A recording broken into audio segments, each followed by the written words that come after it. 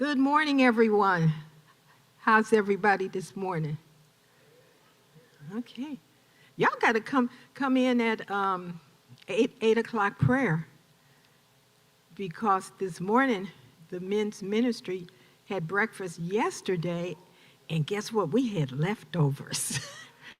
we feasted this morning. I'm telling you, you gotta get in here some morning at 8. You never know what you're gonna find. Well, this morning we're gonna cover chapters 12 and 13, because the last Sunday of February this month, we're wrapping this up, and Reverend Taylor is going to present, and then that's March, and then that's February. In March, we're going to have listen to Reverend Dr. Don Davenport. So we're wrapping this up. Today, the subject is long and boring. How in the world could we be talking about prayer and say it's long and boring, huh? But you'll find out what we're talking about.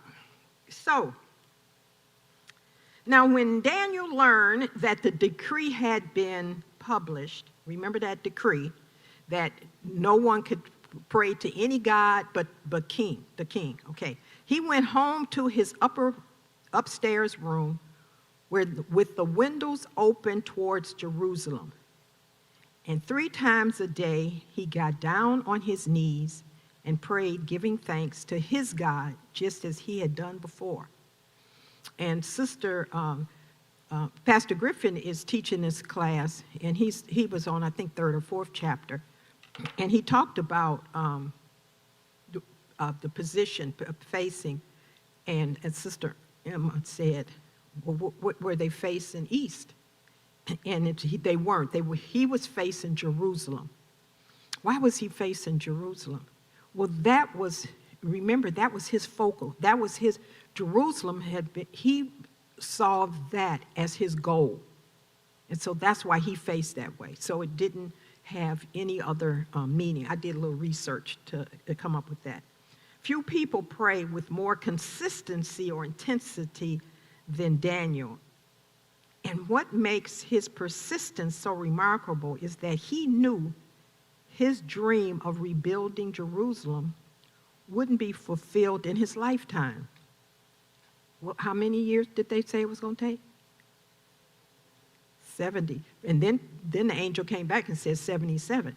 So he's not going to live, Daniel's not going to live long enough to see this.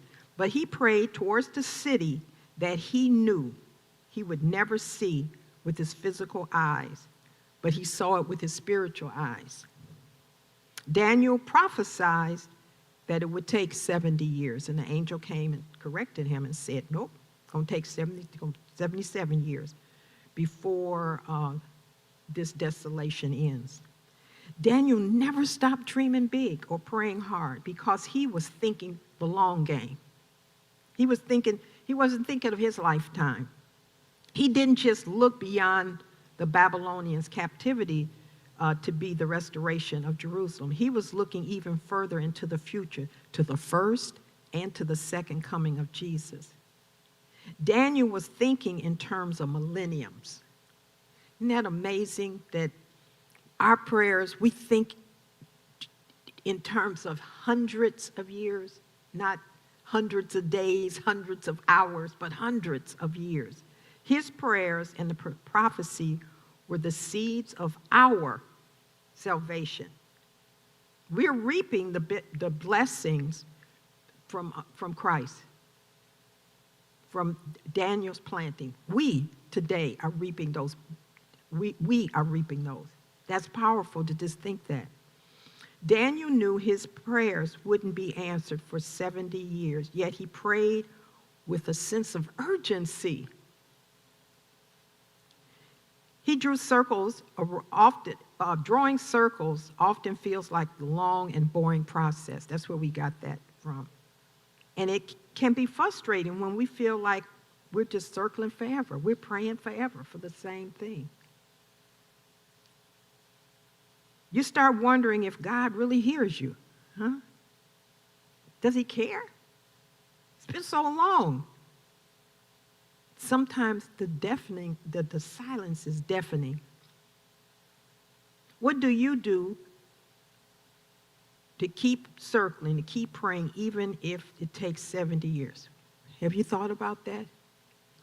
That your prayer, it's not answered, and it might take 70 years, 77 years, a millennium. Have you ever thought? I never thought that far. Yeah, I think of, okay, my daughter and my grandchildren, but to be honest, until I started reading this book, I never thought of my grandchildren's grandchildren. Yes, Emma. Yeah.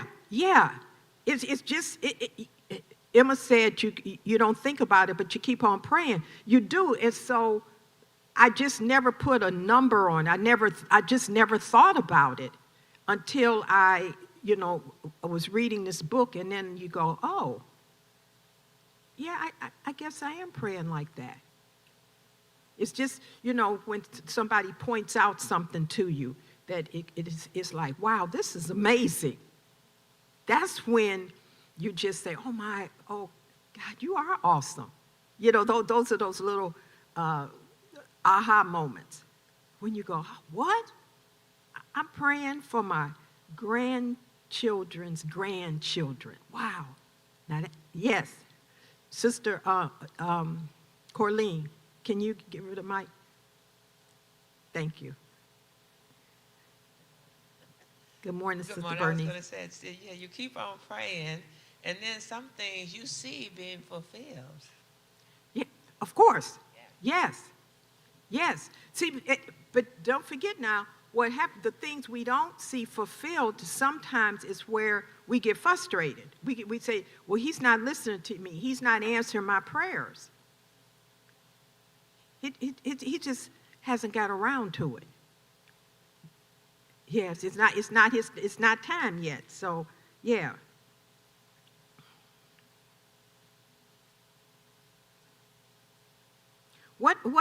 So, if God does not answer our prayer, what do we do?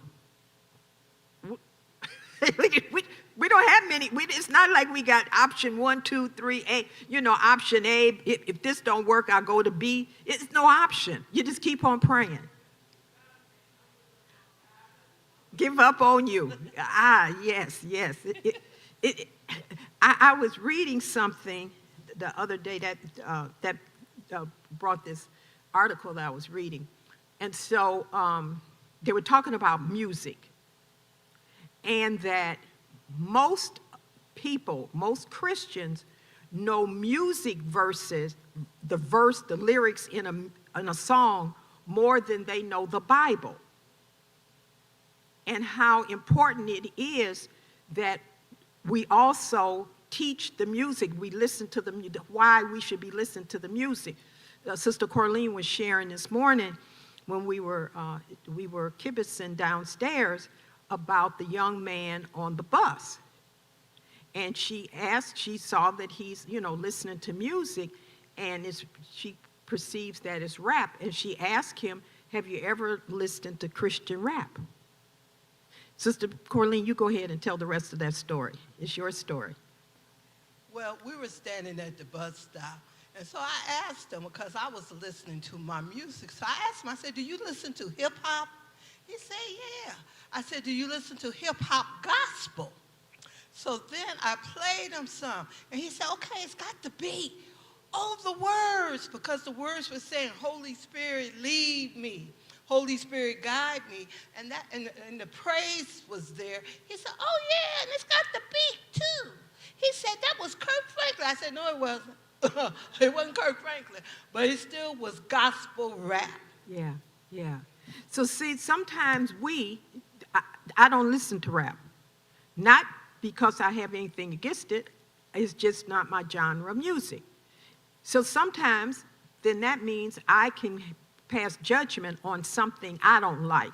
That, why they sitting up there listening to this? But I haven't listened to the lyrics to see that is gospel.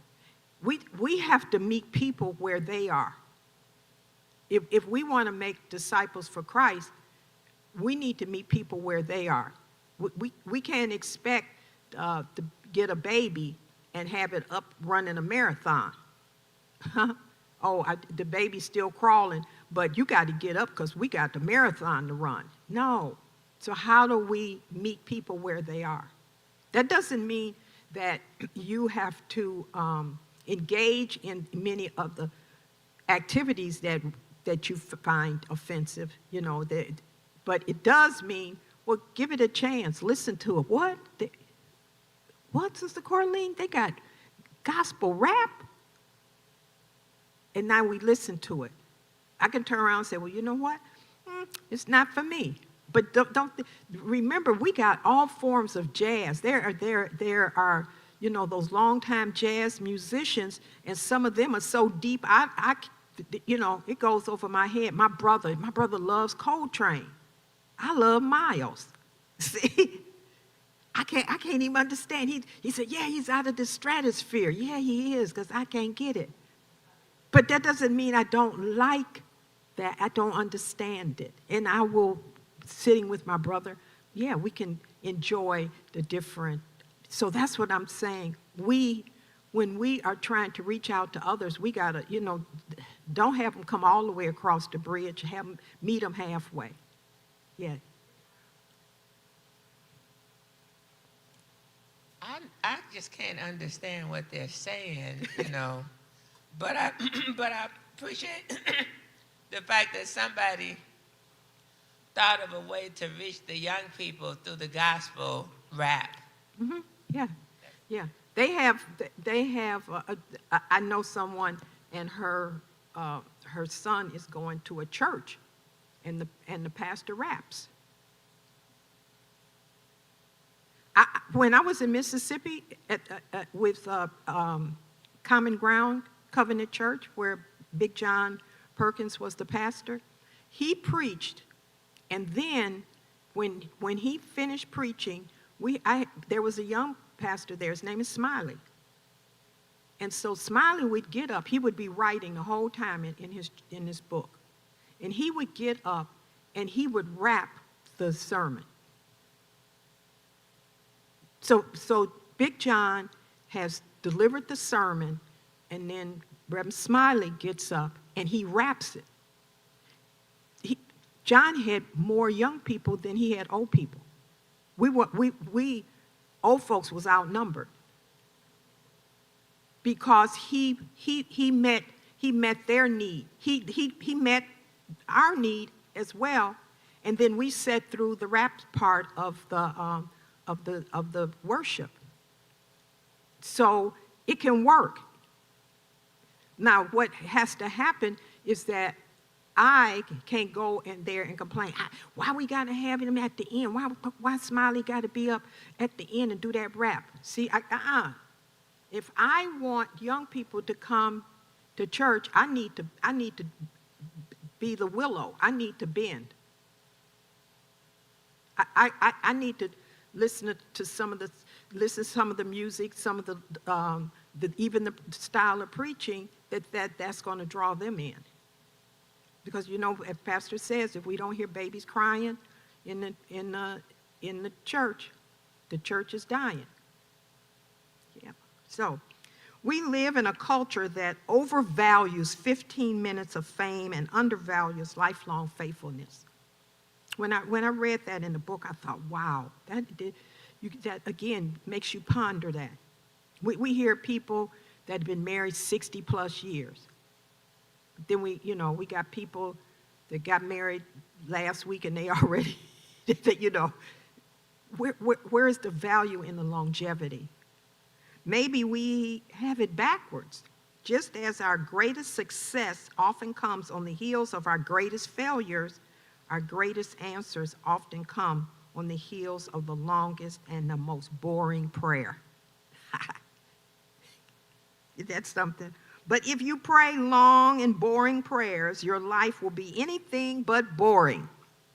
Your life will turn into the spiritual adventure you were destined to be. it won't always get you where you want to go, but it will get you through. So, I'm sure each of you has a prayer, a life journey that you could say, I didn't know I would end up here. I didn't know that when I was, whatever, a teenager, when I was a young adult, I did not know I would end up here. Anybody want to share a story?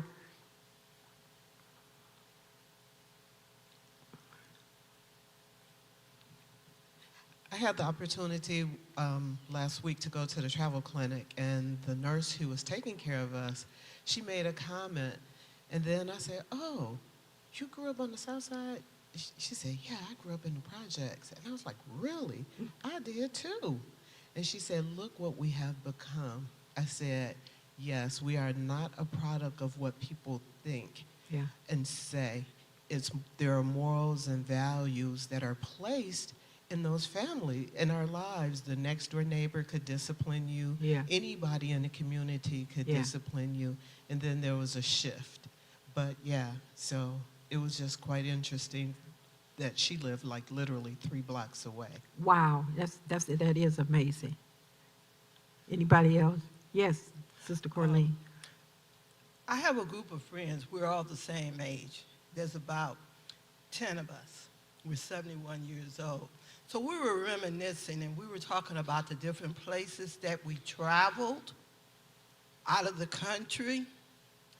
And we were like, wow.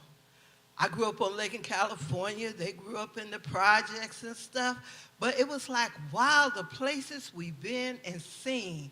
I mean, the South Africa, Spain, the Mediterranean, Hawaii, just all over the country. And we were amazed because when we were growing up, it was expected that you can ready to go over there and do labor work. You're not going to be teachers or principals. Mm-hmm. You're not going to be a computer programmer. Mm-hmm. Biology, you never knew the possibilities that could exist. And just one more thing, volunteering. I have a friend my age, Red Cross, that's their retirement work. Mm-hmm. The husband and wife, who would have thought? Mm-hmm. Mm-hmm. Yeah, I grew up on the street I grew up on. The building, the Oakdale's Academy, was built by my friend Eddie Hale. He was the architect. You know Eddie, yeah, yeah. On the same street is Reginald Hardaway, and his son is on MSNBC. Across the street was Eric. Eric and Reggie played for the White Sox. Yeah, and I had almost forgot some of these things. I went. Reginald is now in the senior hospital. He can't take care of himself, and so I take him communion after first Sunday. And we were just laughing and talking about it. So he said, "Hey, when's the last time you talked to Eric?" I said, "I got his number." Then we laugh and we talking. "When the last time you talked to Sam?" Sam's a pastor now, a retired pastor. And Sam prayed.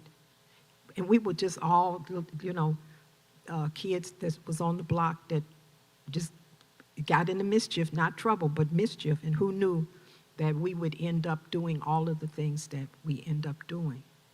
Yeah, and then you just have to say, but God. But God. Yeah, but God. Daniel ranked as one of the most brilliant minds of the ancient world.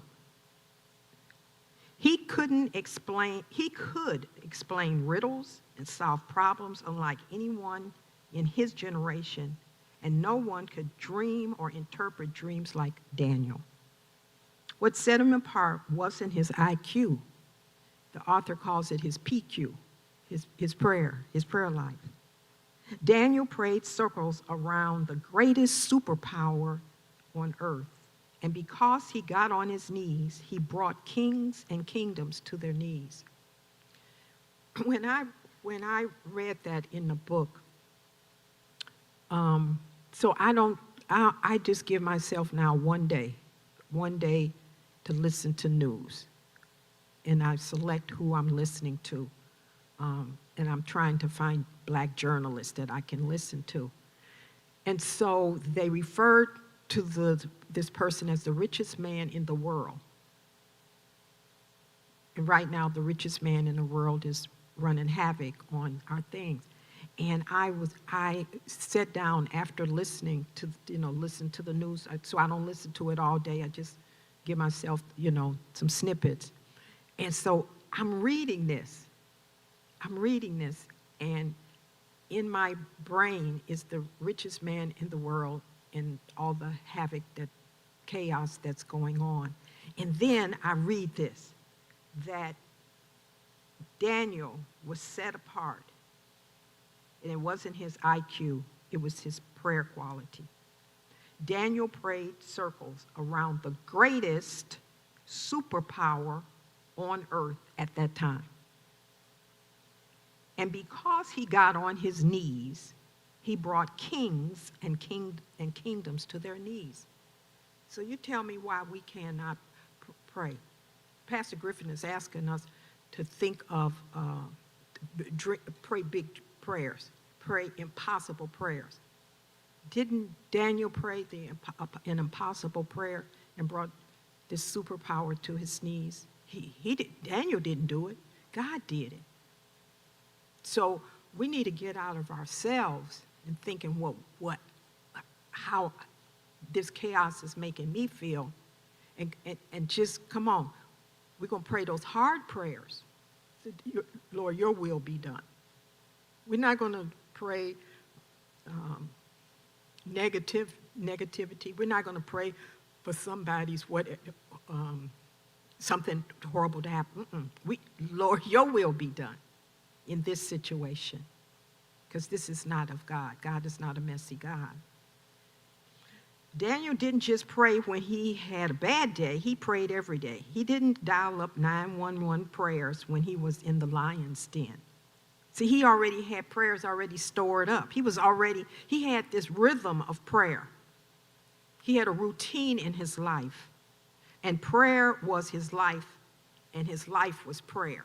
See, we realize that it takes, 20-something days, 30 days for us to create a habit. Some of us on that 21-day fast, if you gave up something, guess what? You realize the day 22, you say, well, I'll go another day, and another, and now it's becoming where you're conscious of whatever you gave up. If it was something that you decided, you know what, I'm not going to do that during this 21 day. It might be that you're still doing it, not doing what you said you were not going to do, because you got it into your rhythm, into your life rhythm. And that's what we need to do with our prayer. It's not where we need to think about it. It's just an automatic reflex. So when I was reading this, and then in Pastor Griffin's class, and he asked us to come up with a covenant, something that you want to do.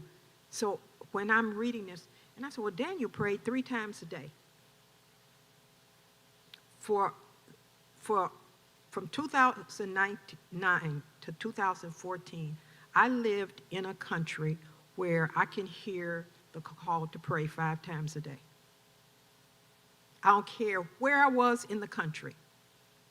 When it was time to pray, you could hear the sound to call to prayer. Not only did you hear the sound of prayer, you saw people pause. Not all of us. Christians didn't. We just kept it to go about our life. But if you were in a taxi or on a bus, and it was the call to prayer, the bus stopped, the taxi stopped. None of us said, "Hey, what you doing? Why you? Come on, He stopped. He not only stopped, he got out of the vehicle, and I don't care where he was in the country, there was some place that had the little, look like teapots, but they're plastic. It had water in it. And they would just be on porches, on different places, so that when it was time to pray, they could go and do wudu. They could go and wash and prepare. And look, they didn't just stop. I remember us at 7:15, we used to pray at 7:15. We would be downstairs, wherever we were, somebody's alarm used to go off, and we stopped and we prayed. These people didn't just stop. They washed, got in position, and then prayed. It wasn't a hurry. It wasn't a hurried prayer. They prayed. If you were at the airport and it was time to pray, all those porters, they just stopped. You trying to get to the gate. You ain't getting to the gate right now because they stop and pray. And so I think of how we as Christians, if we go to a restaurant, we almost embarrassed to be praying. You hunch down, talking real soft, some of us. So I said, that's what I want to get in the habit of praying 3 times a day. Not just mumbling something, and this is difficult because even when my alarm goes off, it's like, well, okay, let me see, this is not convenient right now. So I am trying to get into that rhythm of praying, of praying 3 times a day. Yeah. My morning, I got that. My evening, I got that one. It's this one in the middle of the day that is where it's inconvenient because I don't know what I'm going to be doing at that time.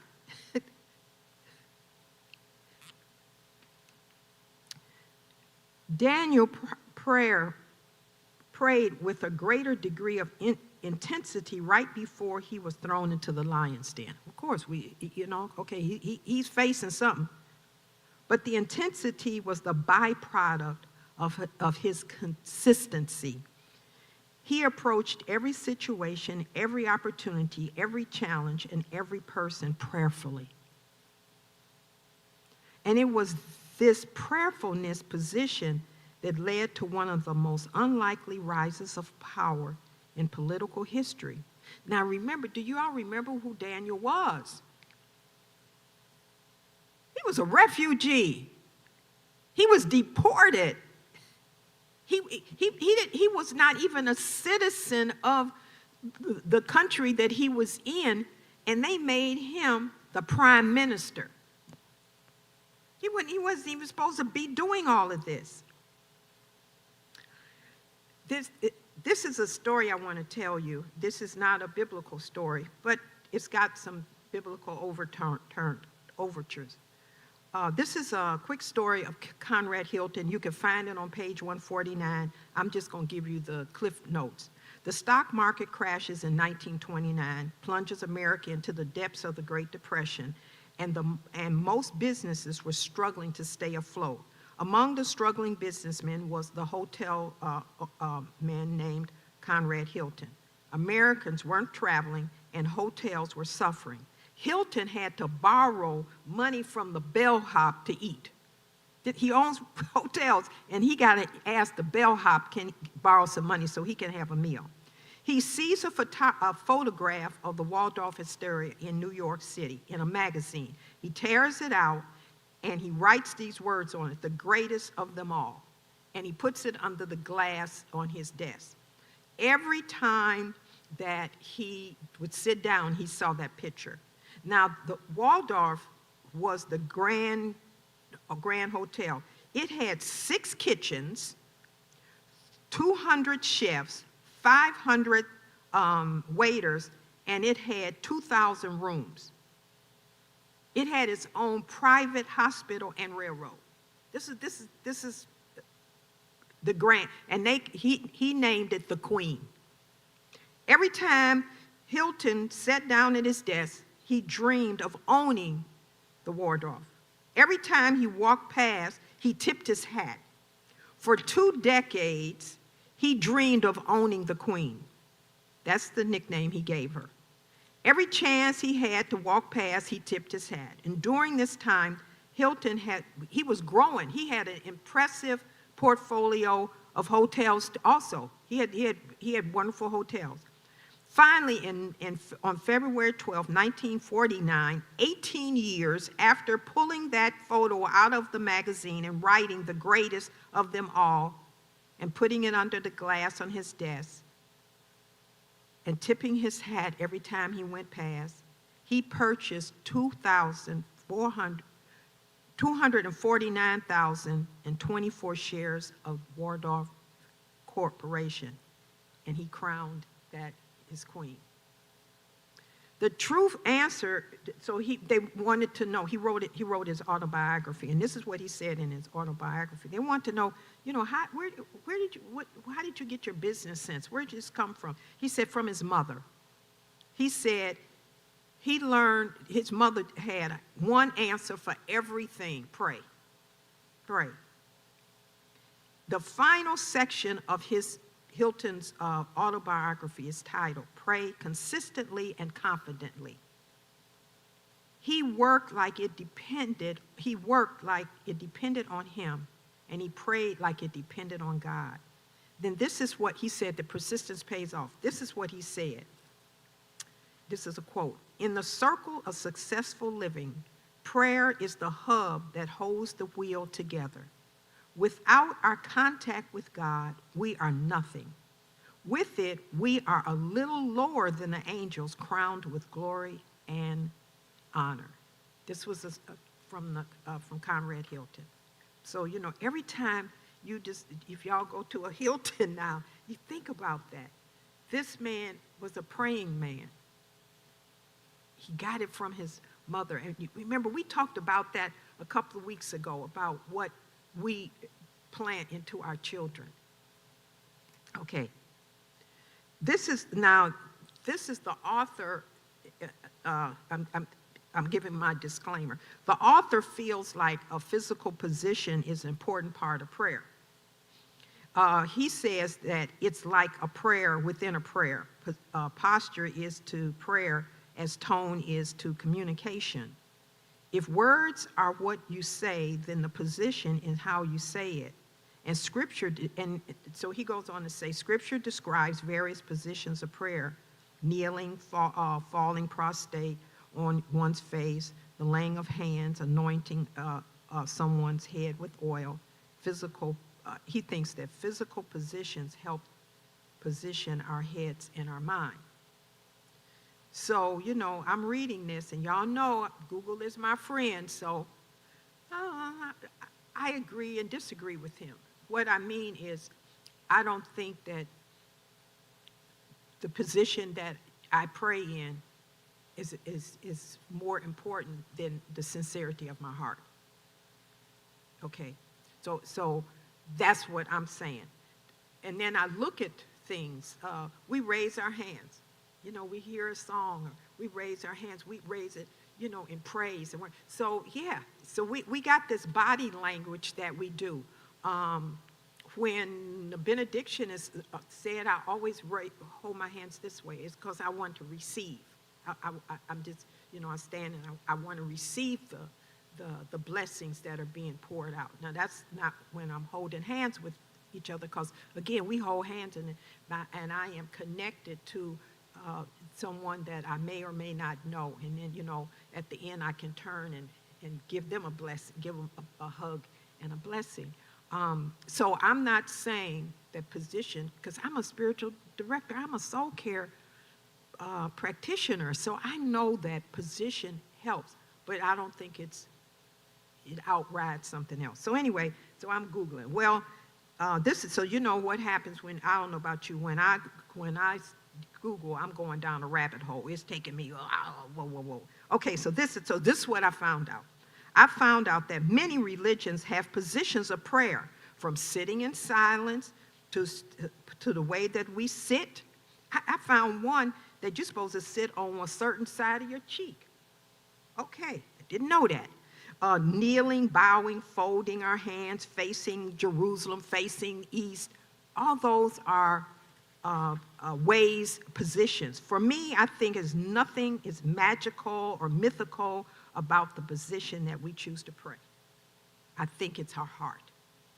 And that's just my little 2 cents.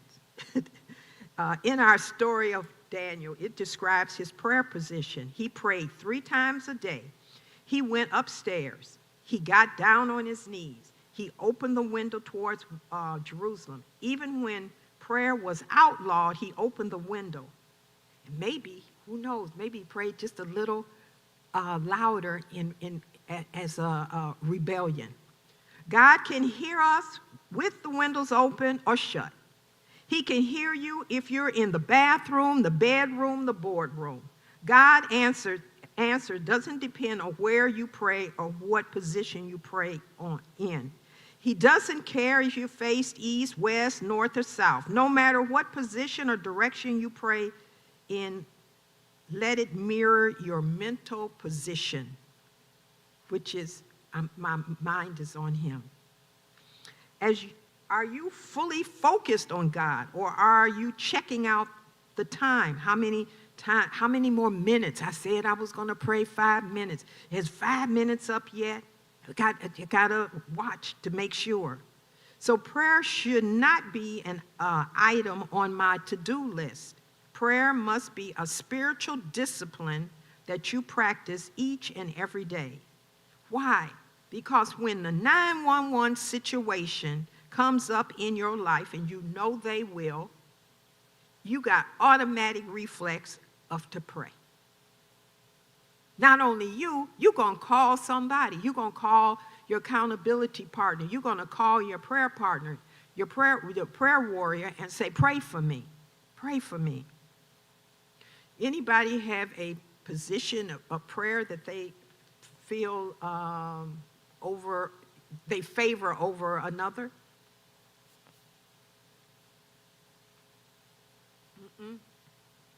I realized when on Sunday morning, when we're praying at 8 o'clock, that I just kind of crouch down a little.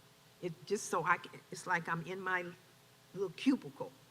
It's just me in my cubicle. That's just me. I realized that a few weeks ago, that when I start praying, I just kind of hunch down a little bit. And it's just, why am I doing that? I ask myself, it's just like I go into this little cubicle and shut the curtain and I'm in there. I've blocked out everything. Anybody?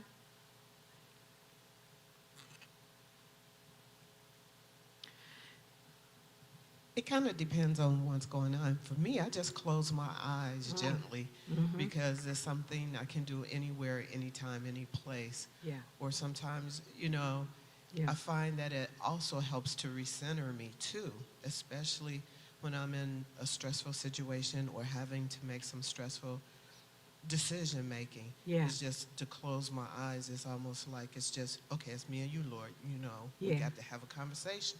Yeah. And I take a few cleansing breaths. They use that word in yoga. In soul care, we call it centering. So I take a couple of deep breaths in, deep breaths out, and it just kind of centers me that I'm ready to go. Our minds are subconsciously primed by everything that is happening all the time. So like Virginia closes her eyes. So she is priming her mind. You're getting yourself ready for. This is what and this is so amazing, because our minds are fearfully and wonderfully made. And we need to be good stewards of our minds, what we put in, what we allow to come in and out. And not unless you have a loved one or a friend that has dementia. I don't think we ever think about our mind until you got a loved one that doesn't recognize you or keeps repeating, "What's your name? You're so sweet. What's your name? You're so sweet." Doing that over and over again. That's what my brother's mother-in-law, 110, she just died a few months back, 110. And in her last couple of years, she no longer recognized who we were. And so when she saw you, she said, "You're so sweet. What's your name?" And I, "Sharon." "Oh, you're so sweet. What's your name?" So you don't realize the gift you have of a clear mind, a sharp mind. Even when we get older, and I forget, why did I come in that room? Why am I in here? Did I walk back to oh yeah, I remember, did I come back? Hey, that still is better than where Sister Ruth was. So everything we see and hear is priming us for either positive or negative. Starting the day in prayer and God's word, not turning the TV on, not picking up the phone to check your social media. Every day started with prayer. This is what is amazing to me. We say that, and every morning on the prayer line, we got to remind people to mute their phones, some of them. And they got the news just blaring in the background. I keep thinking, can you not wait 30 minutes to hear this mess? Because it's going to repeat itself. You ain't missing nothing. You're not missing one thing. In fact, it's going to repeat every hour, or every 30 minutes, every 40 minutes throughout the entire. You could turn it on at 6 o'clock in the morning or 6 o'clock at night, and it's just a repeat. Sometimes they change people saying the same thing. It's like repeat, repeat, repeat. So instead of getting up in the morning, turning on the TV, blaring, getting on the prayer line, start the day first on the prayer line before you pick up your phone, checking social media. I realized when I was studying for this that I come into early in the morning. Usually, Sister Corleen is here. She beats everybody. She don't beat Pastor. Her and Pastor and Mr. Boykin are the three people here in the morning, and Sister Corleen greets. And then I come into this holy space, this space, and I realize that I sit right there and I look up before they put the candles on. And I just sit and I look up at the baptismal. But then we start coming in and we start conducting business. We start talking. Now, I'm not talking about the greeting, but I conduct business. I realize that. Sister Corleen, did you do so-and-so? I do that. And I said, wow. This is holy ground. So Sharon, can you not talk?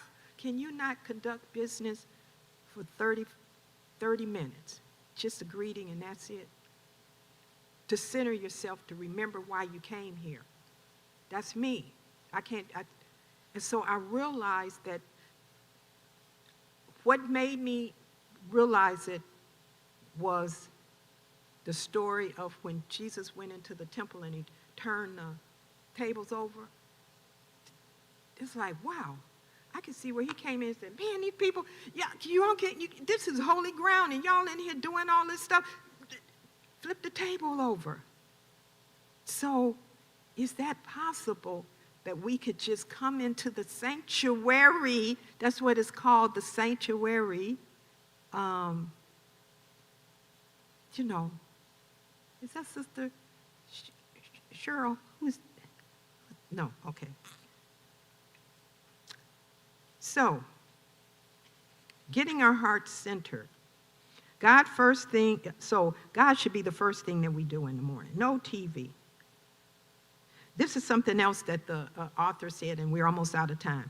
This is what he said. He described different people. I never thought of people like this. They are larks or owl.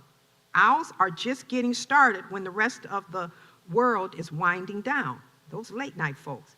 Larks are way too happy and too early in the morning. That's me. But whether you are an owl or a lark, you still need to begin your day. So it doesn't matter. It's your day. I'm not saying that you got to be up at 6 o'clock. If you getting off work at 6 o'clock, it's the end of your day. What is your beginning day? So don't think of it on the clock. Think of it as your clock? What's your internal clock? When do you start your day? Are you an owl? Great. Are you a lark? Fantastic. But start the day on your time. Yeah. Because, see, we try to put everybody back over there in that box. We don't do that. Let's not judge. Well, they're okay. So this is a spiritual discipline that we've been talking about. And so this is the danger of applying spiritual practices without thinking. On Monday nights, you all know that I have been teaching for the past year 40 spiritual disciplines to deepen your relationship with God. And circling or practicing, there's no way you could practice all 40 of these. No way. You need to figure out your rhythm. Remember I said that earlier. What is your rhythm? You create your rhythm of prayer, and that's what you do. What fits you might not fit me. See, I'm a lark. You an owl? You're not going to have me up at 9, 10 o'clock at night doing much of anything. I'm just kind of zoned out. But I bet somebody, if I told you I get up at 4:30, 5 o'clock in the morning, you go, what? Because you're not.